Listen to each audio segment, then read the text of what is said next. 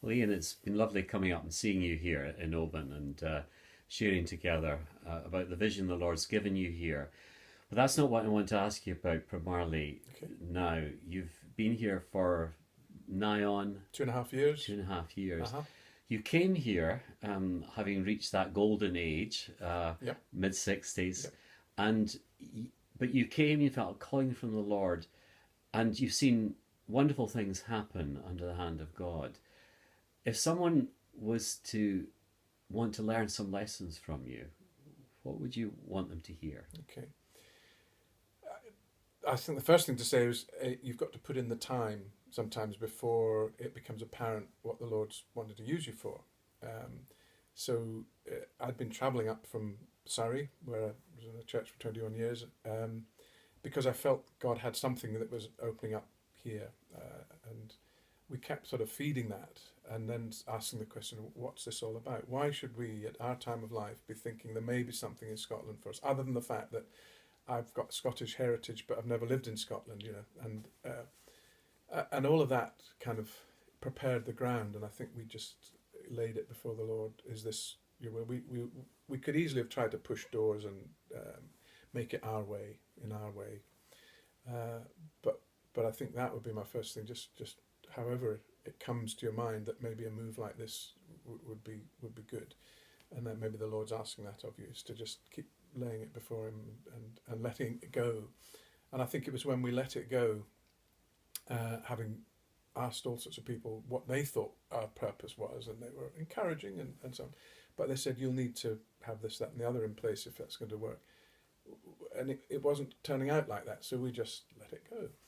And then a year and a half later, when the time was so much riper as it happened, I mean, the Lord's timing, we got a phone call. And it said we're in a crisis at Oban.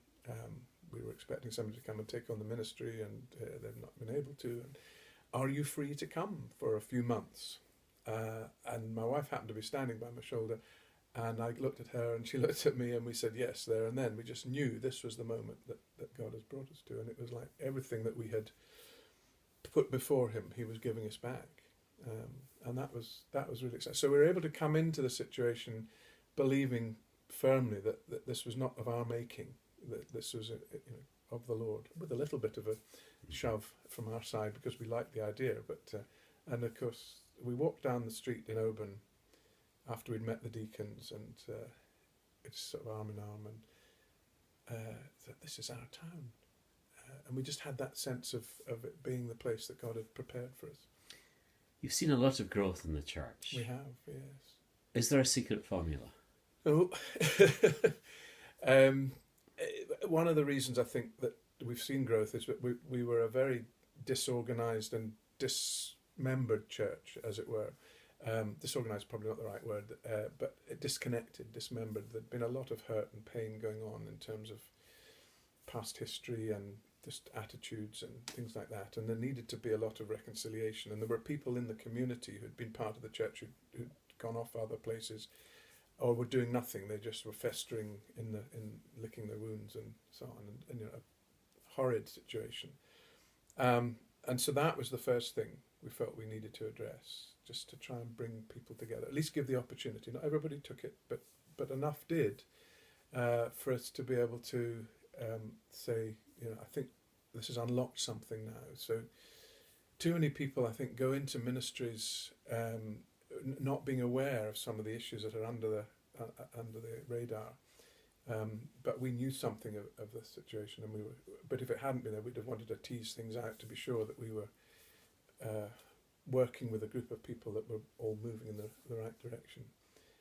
A lot of prayer, a lot of tears, a lot of sharing, a lot of openness and honesty between people who'd been hurt, a lot of apologising, a lot of tea drunk and cake eaten, and all of that, because we just knew that God had something for this little church, which was probably ticking over with maybe 15 or 20 people on a good day, maybe a few visitors to add to that.